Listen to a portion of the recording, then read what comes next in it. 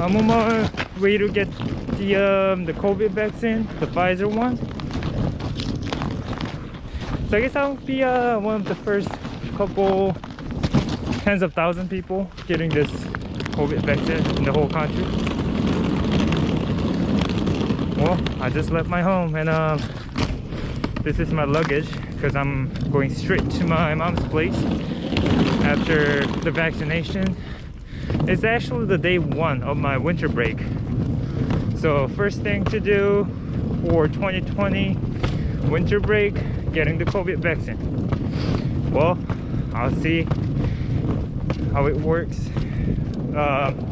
Hopefully I don't see if it works or not, because the only way to prove it is getting the COVID to prove it doesn't work.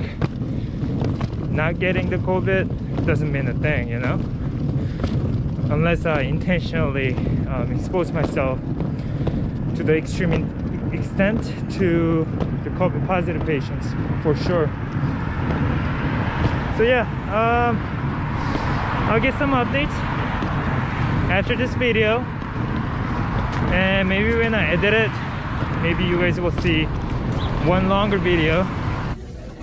So I just got the COVID vaccine, waiting for the 15 minutes after vaccination for observation of anaphylaxis and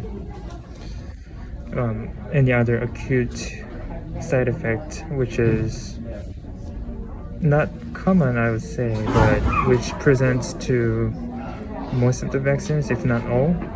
I still have to wait another 10 minutes, but here I am. Hello, this is Alvin from Boots to Scrubs. This would be probably my first video ever uploaded to this channel since I opened it. And today is December 20, 2020, Sunday. So I just received a COVID vaccine, the first dosage, made by Pfizer and BioNTech yesterday, the 19th, Saturday. So this is the fact sheet from Pfizer for the people who gets the vaccine and the caregivers. In a nutshell, it says about the risks and benefits of the, what's the name of the vaccine?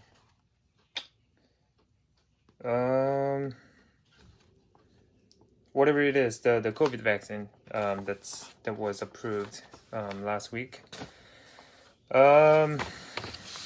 It says pretty standard information, such as you shouldn't get the vaccine if you have allergies, fever, if you have bleeding disorders, immunocompromised person, or taking those medications to suppress the immunity, or if you're pregnant, breastfeeding, or have received under COVID-19 vaccines.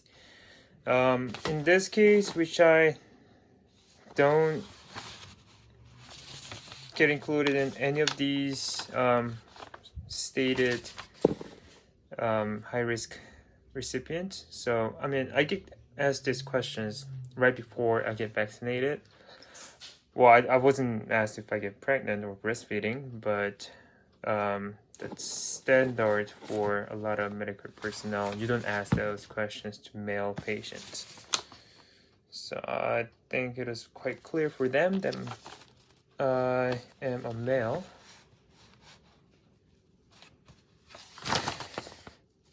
Okay, and the next page, it says the risks of the vaccine. It could include the injection site pain, which is I'm going through right now. It's quite sore. I got the vaccine on my left deltoid, and yeah, it's kind of hard to lift my arm, which is quite common symptom or side effect or adverse effect after you get vaccinated of any kind. The worst of this kind, throughout my personal experience, was the anthrax vaccine. That was horrible. Since the moment they inject it, the injection is quite painful. The anthrax vaccine, not the COVID vaccine. This was okay. and my arm was sore for at least 3 days, unless it was about a week long.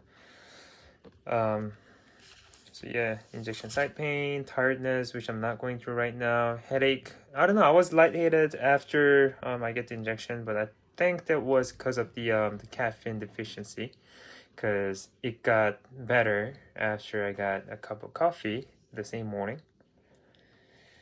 Muscle pain, yes. Chills, no. Joint pain, no. Fever, no. I was 97.6 degrees last evening, which is, I say, quite normal.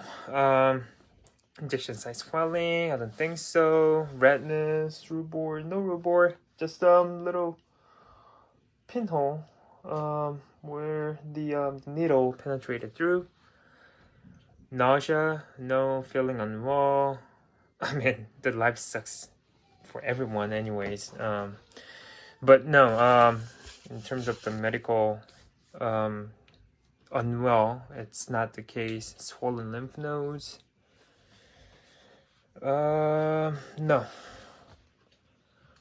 And some severe adverse effects such as difficulty breathing, swelling of your face and throat, fast heartbeat, bad rash all over your body, dizziness, weakness. No, none of them. So right after the injection, they mandated the injectees to stay another 15 minutes to observe them if they got any anaphylactic shocks, which is basically you can't breathe. Your airway gets swollen, so if it gets swollen inside, the airways get constricted.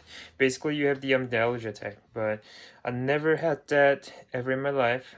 Not even yesterday after the injection. So that is good for me. But of course, for some people, that may happen. That's why they mandate the patients to stay another 15 minutes after injection to observe. And in terms of the heartbeat, I'm just pulling my Apple Health. This was my heartbeat range yesterday when I was traveling on the train after the injection in the evening time. It's not too bad, right? And that was last night, 45 to 68, which is okay. Yes, I do have the low heartbeat. I started running since beginning of the pandemic. That was the only physical fitness activity I could do because all the gyms were shut down, and my place is not too big to build a home gym in this New York City housing. So, yep. My heartbeat wasn't significantly higher last night or yesterday after the injection. Yeah, and if you are going through such adverse effects, severe side effects, please call 911 or call to the hospital. So for this vaccine, the next appointment is really important because when I read the research paper published by the Pfizer and BioNTech research team, the level of immunity you acquire after you get vaccinated significantly affected by the second dose. So first 12, 13, 14 days to get vaccinated the initial dose, the proportion of the COVID patients throughout the entire group wasn't significantly different than the control group. So I would say the first 12 days, it's not really preventing COVID. However, after 21 days since the first dose, you get the second dose, proportion that you become the patient from the experiment group has been significantly dropped compared to the control group, which means you rarely get COVID if you get the second dose. So the second dose boosts the effectiveness and efficacy of the vaccination, and that's why the second dose is really important, I would say. And whatever I said in this video, this is just a personal opinion based upon my tiny little research, reading some papers published by the researchers who actually made this vaccine. And this is not a professional opinion. And if you have more questions regarding this vaccine, I can try my best, probably on the comment section. However, if you need a professional opinion regarding this vaccine, you should talk to your physician or maybe send an email to those guys at Pfizer. I'm not sure how busy they are right now. I believe they will be pretty busy for the next couple months at least, unless they will be busy for the rest of their life. That's a little bit extreme, but impossible, right? So, so far I haven't turned into zombie. The worst symptom I am going through is the sore shoulder, the deltoid, left deltoid, the injection site. No fever, no chill, nothing. People say the after second dose is kind of worse, but it takes another 3 weeks till I get that. So we'll see.